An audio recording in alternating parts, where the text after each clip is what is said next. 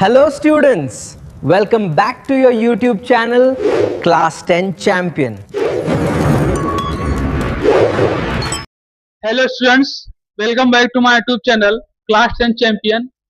आज हम लोग शुरू करने वाले हैं बायोलॉजी, जो कि आपका पहला चैप्टर है जैव पराक्रम। और ये बायोलॉजी का पहला चैप्टर भी है, ठीक है। और इसी को हम लोग क्या करेंगे, शुरू करेंगे, जो आपके बोर्ड के लिए काफी महत्वपूर्ण है। इससे ओमार के भी सारे क्वेश्चन आते हैं और साथ साथ लॉन्ग के भी इसके क्वेश्चन आते हैं, ठीक है। तो हम लोग समझेंगे सबसे पहली बात कि जैव पराक्रम के बारे में। और ये यूनिट है जैव जगत का कि जैव पराक्रम क्या होता है, ठीक है। लाइफ प्रोसेस क्या होती है, किस तरीके से हर एक प्लांट की या हर एक जीव की या कह सकते हैं मानव प्रजाति की भी लाइफ प्रोसेस कैसे होती है, इन सभी चीजों के बारे में लोग क्या करेंगे, समझेंगे। और इसमें कई सारी चीजों को समझेंगे कि लाइफ प्रोसेस में क्या क्या चीजें कैसे कार्य करती हैं। जैसे हम लोग कैसे सांस लेते हैं, ठीक है, या प्लांट कैसे सांस लेते हैं, या फिर ये भी देखेंगे कि लोग उत्सर्जन कैसे करते हैं, ठीक है। और उत्सर्जन की प्रक्रिया कैसे होती है, हमारे intestine, large intestine, small intestine कैसे कार्य करती हैं, प्लांट अपना भोजन कैसे बनाते हैं। इन सभी चीजों के बारे में हम लोग क्या करेंगे, जैव पराक्रम में विस्तृत तरीके से पढ़ेंगे और इसको क्या करेंगे, जानेंगे। तो चलिए शुरू करते हैं हम लोग जैव पराक्रम। हेडिंग डालिए पहला चैप्टर का, ठीक है, लिखिए जैव पराक्रम और फिर इसमें लिखिए पहले परिचय।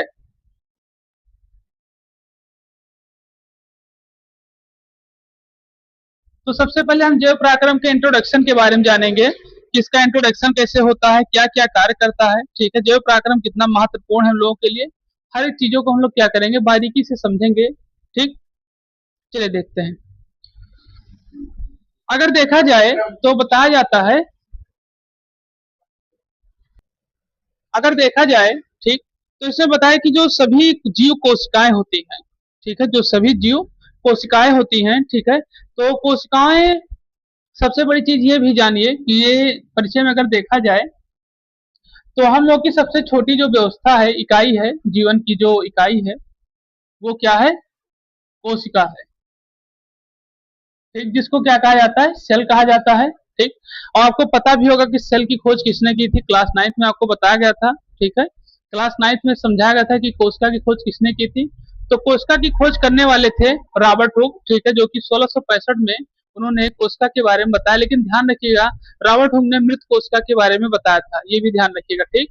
तो जीवन की जो सबसे छोटी इकाई है, ठीक है, वो है कोशिका। और कोशिकाओं के समूह से क्या बनता है, कोशिकाओं के समूह से ऊतक बनता है, जिसको टिश्यू कहते हैं, ठीक है। और यही ऊतक आगे चल के एक तरीके से आगे सिस्टम का निर्माण करता है, ठीक है। धीरे धीरे फिर एक होल बॉडी बनकर तैयार होती है। तो ये प्रक्रिया किस तरीके से होती है, जैव पराक्रम इसमें कितना महत्वपूर्ण रहता है, इन सभी चीजों के बारे में हम लोग क्या करेंगे, समझेंगे। तो यहाँ सबसे पहले इसके परिचय में यही बताया था कि जो हमारी कोशिकाएं डेली कार्य करती हैं, ठीक है, कौन सी कोशिकाएं, हमारे शरीर की कोशिकाएं, हमारे शरीर की कोशिकाएं या फिर और किसी भी प्रजाति की कोशिकाएं हो, चाहे आपके किसी भी प्रजाति की कोशिकाएं हो, चाहे वो जानवर की हो, ठीक है, या किसी, या फिर आप समझिए प्लांट किंगडम में हो, किसी भी प्रकार की जो कोशिकाएं होती हैं वो किस तरीके से कार्य करती हैं, ठीक है। इन सभी चीजों के बारे में क्या करेंगे, समझेंगे। तो बताया जाए कि शरीर की जो कोशिकाएं होती हैं, जो कोशिका होती है, उसकी डेली क्या होती है, मरम्मत होती है। मरम्मत मतलब क्या है कि डेली कोशिकाएं आपकी नई कोशिकाओं का निर्माण होता है, नई कोशिका का निर्माण होता है। और साथ ही साथ पुरानी कोशिकाएं क्या होती रहती हैं, निकलती रहती हैं। अब ये कोशिकाएं जो होती हैं, पुरानी कोशिकाएं मतलब कहा जाती हैं, जो टूटती हैं कोशिकाएं, नई कोशिकाएं आती हैं, होती कैसे, इसमें क्या प्रक्रिया होती है। तो आपने सुना होगा कि जो हमारी शरीर है, होल बॉडी है, वो जो बनी हुई है, वो बनी हुई है एक व्यवस्था के, मतलब एक कई जो टूटी हुई कोशिकाएं रहती हैं, उन्हीं के कारण से हमारी कोशिकीय शरीर क्या होती है, बनी रहती है। क्योंकि हमारे शरीर के जो ऊपरी लेयर है, ठीक है, ऊपरी जो क्या है, परत है, वो एक तरीके से किससे, मृत कोशिका से बनी हुई है, जिसको डेड सेल कहा जाता है। ध्यान रखिएगा, हमारे ऊपर की जो कोशिकाएं हैं वो एक तरीके से किससे बनी हुई है, डेड सेल से बनी हुई है। यानी जो कोशिकाएं मृत कोशिकाओं के रूप में आती है, वो एक तरीके से ऊपर लेयर बन जाया करती है, ठीक। अगर आप देखें, आप लगातार एक ही जगह पे हाथ को मलते रहे तो आप देखेंगे वहां पे रेड कलर का हो जाएगा। इससे पता चलता है कि डेड सेल सारी जो है वो निकल चुकी है वहां से, और कुछ समय के बाद वो डेड सेल धीरे धीरे क्या होने लगती है और कार्य करने लगती है। तो यहाँ बताया जा सकता है कि जो डेड सेल है, ठीक है, वो हमारे एक तरीके से शरीर पर कहीं ना कहीं निर्माण में, और कहीं ना कहीं हमारे शरीर एक तरीके से डेड सेल से क्या है, बनी हुई है। ठीक, तो ये हो गया आपकी कोशिकाओं के बारे में। अब इसके परिचय में कुछ चीजों को हम लोग और समझेंगे, तो एक दो लाइन आप लिख लीजिए, फिर इसके परिचय के बाद हम लोग क्या करेंगे और समझेंगे। चलिए,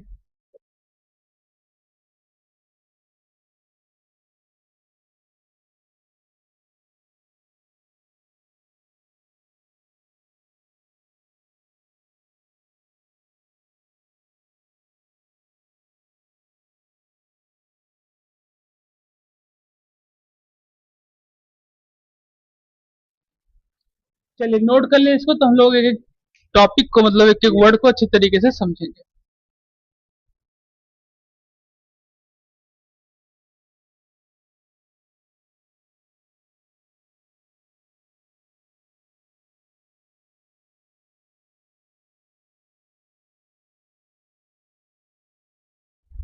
तो यहाँ हम लोग समझेंगे परिचय के बारे में क्या बताया जा रहा है। वे सभी पराक्रम, ठीक है, जो सम्मिलित रूप से अनुरक्षण का कार्य करता है, उन्हें जैव पराक्रम कहते हैं। ठीक है, ये बताया था। अब यहाँ समझेंगे सबसे पहले कि वे सभी कौन से पराक्रम। पराक्रम एक ऐसी प्रक्रिया नहीं कि जिसको प्रोसेस के रूप में बताया जाता है, यानी हम लोगों के शरीर में, वो चाहे आप समझिए, वो चाहे ह्यूमन हो या फिर प्लांट किंगडम, ठीक, या फिर आपके एनिमल हो, ठीक, चाहे कोई भी एक तरीके की व्यवस्था हो, आप चाहे किसी को भी ले लें, ह्यूमन या फिर प्लांट किंगडम या फिर एनिमल्स को, उन सभी में क्या होता है, मतलब सबकी अलग अलग पराक्रम की व्यवस्था है। प्रोसेस जो होता है वो सबकी अलग अलग व्यवस्था होती है। कैसे समझिए, हम जैसे ये कहें यहाँ पर कि अगर ये ह्यूमन है, यानी आदमी है कोई, ठीक है, आदमी की अगर प्रक्रिया देखी जाए, एक आदमी की प्रक्रिया देखी जाए अगर, तो क्या करता है, अगर उसके हम सांस की सिर्फ प्रक्रिया देखें, श्वसन की, श्वसन की प्रक्रिया को अगर देखा जाए, ठीक है, तो ये आदमी जो होते हैं, मतलब मनुष्य जो होते हैं, वो एक तरीके से CO2 को छोड़ते हैं और O2 को ग्रहण करते हैं। ठीक, यही सिर्फ हम श्वसन की प्रक्रिया की बात कर रहे हैं। किसकी? श्वसन की। अगर श्वसन को हम लोग देखें प्लांट किंगडम में, तो ये क्या करते हैं, CO2 को ग्रहण करते हैं और O2 को छोड़ते हैं। ठीक, अब यहाँ आप देख सकते हैं कि मनुष्य के लिए और ये एक तरीके से जो पेड़ पौधे हैं, दोनों एक तरीके से क्या है, आपस में मिले जुले हुए हैं। ठीक, यानी अगर प्लांट एक तरीके से खत्म हो जाते हैं, तो मनुष्य अपने आप ही क्या हो जाएंगे, नष्ट हो जाएंगे। ठीक, तो यहाँ आप देख सकते हैं कि मनुष्य CO2 को ग्रहण करता है, वो CO2 को छोड़ता है, और O2 को क्या करता है, ग्रहण करता है। यहाँ पर श्वसन प्रक्रिया में, तो ये भी एक तरीके की प्रक्रिया है, ये एक तरीके का प्रोसेस है, और ये प्रोसेस होता है मैकेनिज्म के कारण से। ध्यान रखिएगा, ये कौन सा प्रोसेस है, यांत्रिक के कारण से। ठीक, यांत्रिक विज्ञान एक होता है जिसको मैकेनिज्म फिजिक्स कहते हैं, मैकेनिक फिजिक्स कहते हैं। ठीक है, एक भौतिक यांत्रिक विज्ञान होता है, और यहाँ पर ये हमारी जो प्रक्रिया होती है, जैसे हम सांस को लेते हैं, तो एक तरीके से यंत्र पे कार्य करता है। कैसे, आप समझिए, जब आप सांस लेते हैं, चाहे मुंह से लें, हर चीज ध्यान रखिएगा, जब आप सांस को लेते हैं, ठीक है, जब आप सांस लेते, अगर आप दौड़ रहे हैं, उस वक्त आपकी सांस लेने की जो वो है प्रक्रिया, वो तेज हो जाएगी, गति जो हो जाएगी सांस लेने की क्या हो जाएगी, यानी कि ब्रीथ की जो व्यवस्था है वो बहुत तेज हो जाएगी। अगर आप सांस ले रहे हैं तरीके से और आप दौड़ रहे हैं, तो वहां पर आपकी ब्रीथिंग की जो व्यवस्था है वो तेज है। जैसे ये कहा जाए कि अगर एक बार में या एक मिनट में अगर मनुष्य को देखा जाए, तो बताया था कि 72 टाइम्स क्या होता है, हार्ट बीट चलती है। ठीक है, एक मिनट में। वही जब आप लोग दौड़ने लगते हैं, तो हार्ट बीट बढ़ जाती है। हार्ट बीट जितनी तेजी के साथ बढ़ेगी, उतनी मात्रा में आपको ऑक्सीजन की व्यवस्था होती है। अगर ऑक्सीजन कम मिले, तो आपको उबन महसूस होने लगेगी, तो आप मुंह से सांस लेना शुरू कर देंगे। ठीक, जब हम नाक से सांस नहीं ले पाएंगे, कि पूरे ब्लड को एक तरीके से सांस नहीं, मतलब एक तरीके से ऑक्सीजनेटेड ब्लड नहीं हो पाएगा, तो उसमें क्या समस्या होने लगेगी, आपको उबन महसूस होने लगेगी, घबराहट होने लगेगी। तो यहाँ बताया था कि आपको क्या चाहिए, O2, और आप जो निकालते हैं CO2, ये भी एक तरीके से प्रक्रिया में ही आते हैं। ठीक, अब यही एनिमल में देखा जाए, तो एनिमल भी क्या काम करते हैं, एनिमल को भी क्या चाहिए, एनिमल को भी O2 चाहिए। ठीक है, ये भी CO2 को बाहर निकालते हैं। अब एक चीज ध्यान रखिएगा कि जो भी प्राणी या जो भी जानवर एक तरीके से ऐसे खाद्य पदार्थ को खाते हैं जो कि कार्बोहाइड्रेट या साथ साथ कार्बोहाइड्रेट है, या हाँ कार्बोहाइड्रेट या फिर फैट की जो चीजें हैं, ऐसी जो जो या सेल्यूलोज है, ठीक है, या ग्लूकोज है, ये सब चीजें जो भी प्राणी खाते हैं या जो भी जानवर खाते हैं, उनसे CO2 जरूर बाहर निकलेगा। ध्यान रखिएगा, CO2 क्या होगा, बाहर निकलेगा। क्योंकि आपके शरीर में एक प्रक्रिया होती है, ठीक है, क्या प्रक्रिया, जब ऊर्जा बनना शुरू होता है शरीर में, जब ऊर्जा बनती है यानी कि एटीपी एडीपी के रूप में जो ऊर्जा बनती है, तो क्या कार्य होते हैं उसमें कि कार्बन डाइऑक्साइड बाहर निकलना शुरू हो जाते हैं, और वही कार्बन डाइऑक्साइड आपके शरीर से बाहर निकलते हैं। ठीक, अभी जब आपने देखा होगा, जब आप स्प्राइट या कोको कोला कोई सॉफ्ट ड्रिंक पीते हैं, तो आप देखेंगे एक अलग तरीके की आपको डेकार, या आप कह सकते हैं तरीके से अलग तरीके की व्यवस्था आपको दिखाई देती है आपके इस शरीर में। तो उसमें क्या होता है, उसमें यह होता है कि वो उसमें कार्बोहाइड्रेट की मात्रा ज्यादा है, कार्बोहाइड्रेट की मात्रा ज्यादा है, और उसमें सोडा रहता है, जिसके कारण से क्या होता है, आपको ये सारी समस्या देखने को मिलती है कुछ ही सेकंड के अंदर। ठीक, तो यहाँ हम कह सकते हैं कि ह्यूमन में ही अगर हम देखा जाए, सिर्फ आदमी के अंदर, मनुष्य के अंदर देखा जाए, तो श्वसन की प्रक्रिया, और प्लांट के अंदर यही प्रक्रिया देखी जाए तो प्लांट के अंदर ये प्रक्रिया क्या होती है, अलग अलग तरीके से कार्य करती है। यहाँ से हम गैसों का एक्सचेंज देखे हैं, गैसों के एक्सचेंज को क्या देखे हैं कि श्वसन की प्रक्रिया में हम लोग CO2 को निकालते हैं, O2 ग्रहण करते हैं, वही श्वसन की प्रक्रिया में CO2 क्या होते हैं, ये लोग ग्रहण करते हैं। और CO2 ग्रहण क्यों करते हैं, क्योंकि इन्हें अपना क्या करना रहता है, भोजन बनाना रहता है। ठीक, और ये क्या करते हैं, जब प्रकाश संश्लेषण की प्रक्रिया कंप्लीट हो जाती है, ध्यान रखिएगा, तब ये लोग क्या करते हैं, प्रकाश संश्लेषण की प्रक्रिया जब कंप्लीट हो जाएगी, तब ये लोग क्या करेंगे, O2 को बाहर निकालते हैं। ठीक, अब इसी तरीके से देखें तो ये हमारा हो गया श्वसन की प्रक्रिया। अब इसी श्वसन की प्रक्रिया के बाद अगर हम और आगे बढ़ जाएं, ठीक है, पाचन की क्रिया को देखा जाए, किसको देखा जाए, पाचन की क्रिया, पाचन यानी कि डाइजेस्टिव सिस्टम को देखा जाए, तो डाइजेस्टिव सिस्टम अगर देखा जाए आदमियों का, ठीक है, तो ये शुरुआत कहां से हो जाती है, हमारे माउथ से, यानी मुंह से ही हमारे डाइजेस्टिव सिस्टम की प्रक्रिया शुरू हो जाती है। हम जैसे किसी चीज को चबाना शुरू करते हैं, वहीं से ही डाइजेस्टिव सिस्टम की प्रक्रिया क्या हो जाती है, चालू हो जाती है। और यही अगर हम प्लांट को देखें, ठीक है, तो प्लांट में जो डाइजेस्टिव सिस्टम की व्यवस्था है, वो पहले वो लोग क्या करते हैं, अपने आप मतलब तरीके से भोजन का निर्माण करते हैं।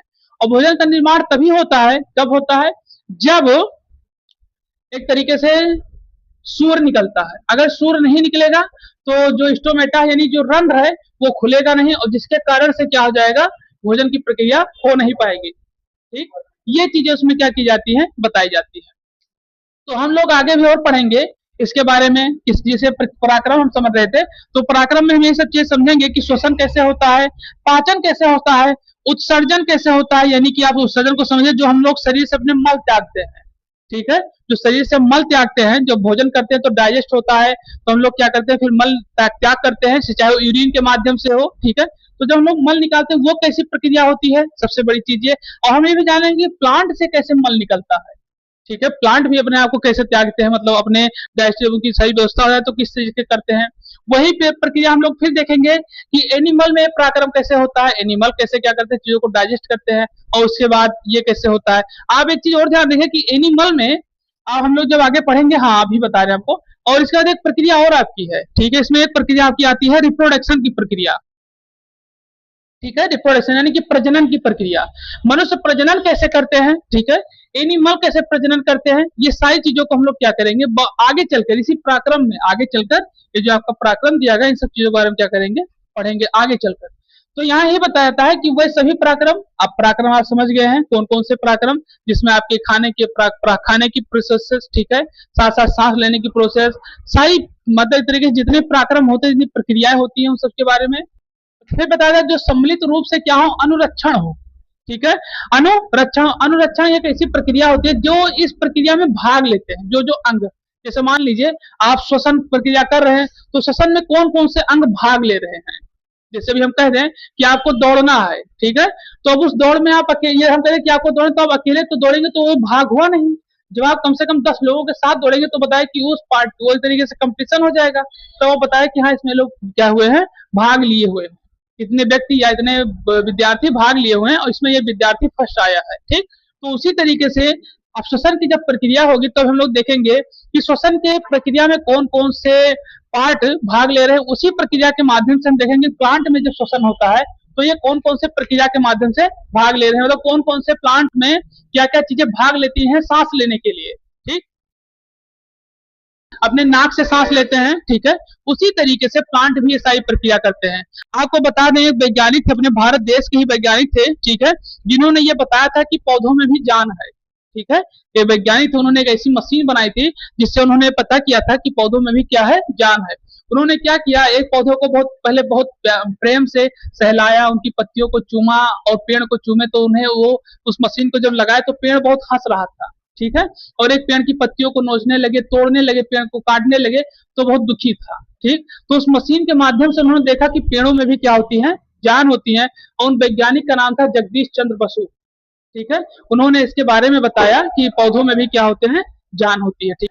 ये थे आपके वैज्ञानिक। तो हम यहाँ पे कह सकते हैं कि प्लांट भी एक तरीके से क्या करते हैं, श्वसन करते हैं, फिर क्या करते हैं, भोजन का निर्माण करते हैं, भोजन के निर्माण का उसका डाइजेशन करते हैं, डाइजेशन के बाद वो लोग भी फूड को स्टोर कर, जैसे हम लोग खान, जैसे हम लोग होते हैं, जब बहुत भारी मात्रा में अनाज उत्पादित हो जाता है तो हम लोग स्टोर कर लेते हैं अगले साल के लिए, उसी तरीके से लोग भी क्या करते हैं, भोजन को स्टोर करते हैं। हर एक व्यवस्था हम लोग की तरीके से करते हैं, लेकिन एक व्यवस्था ये है कि मतलब वो सिर्फ चल फिर नहीं सकते, हम सब चल फिर सकते हैं, वो सिर्फ अपने स्थान पे ग्रोथ करते हैं, वो अपने स्थान पर ग्रोथ करते हैं, वो सिर्फ गति नहीं करते, यानी कि चल फिर नहीं सकते, और हम लोग क्या कर सकते हैं, चल फिर सकते हैं, बस यही सारी प्रक्रियाएं होती है। तो ये हो गया हमारा अवरक्षण का कार्य। तो यहाँ किस पराक्रम में कौन सा पार्ट किस तरीके से कार्य करेगा, ये हमें बताएगा। अनुरक्षण का कार्य करते हैं उन्हें क्या कहते हैं, जैव पराक्रम।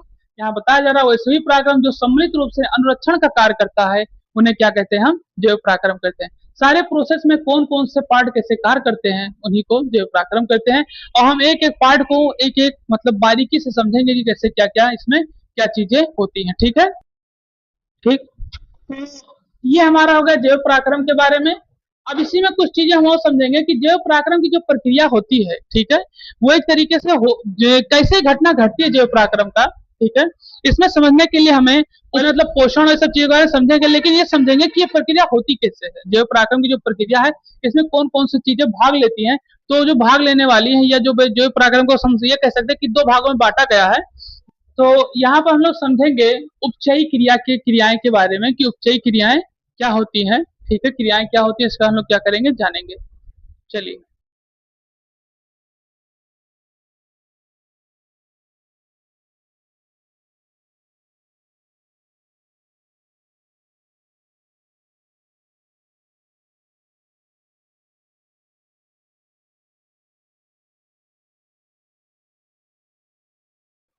हम लोग समझेंगे उपचयी क्रियाएं के बारे में क्या होती है, ठीक है।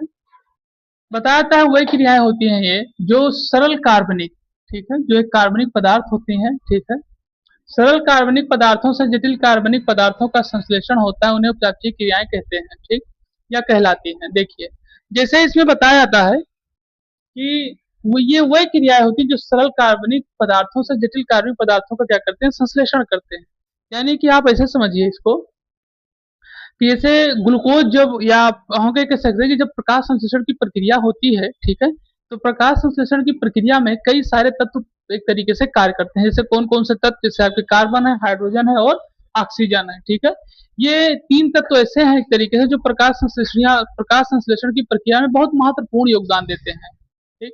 और बहुत महत्वपूर्ण योगदान इस तरीके से रहता है, ठीक है, कि अगर ग्लूकोज का जब निर्माण होगा, ठीक है, तो फिर साथ ही साथ जब CO2 को लिया जाता है प्रकाश संश्लेषण की प्रक्रिया में, जब ग्लूकोज के साथ में CO2 को क्या कहता है, लिया जाता है, तब प्रकाश जब उस पर पड़ता है, यानी जब प्रक्रिया होने लगती है, यानी कि एक तरीके से रिएक्शन होता है, तो जब प्रकाश उसमें क्या होते हैं, पड़ते हैं, तब उनकी धीरे धीरे भोजन की व्यवस्था बनती है। यानी ये बताया जाता है कि तब वहां पर जो सरल कार्बनिक पदार्थ होते हैं वो धीरे धीरे तरीके से जटिल कार्बनिक पदार्थों का क्या होने लगता है, फिर संश्लेषण की प्रक्रिया होती है। यानी कि जब सूर्य का प्रकाश होता है तो जो सरल होते हैं तरीके से जटिल होना शुरू हो जाते हैं, और साथ ही साथ उनके प्रकाश संश्लेषण की प्रक्रिया में या फिर ये कह सकते हैं कि तरीके से भोजन बनने की प्रक्रिया में सहयोग देते हैं, ठीक। कौन सहयोग देता है, एक तरीके से प्रकाश सहयोग देता है, और साथ साथ यही प्रक्रिया क्या कही जाती है, उपापचयी क्रियाओं को बताया जाता है, ठीक। तो इसको आप नोट कर लीजिए, फिर इसको हम कुछ और चीजों को बताएं। आज हम लोग बायोलॉजी के चैनल को लाइक करें, शेयर करें, सब्सक्राइब और फॉलो करें।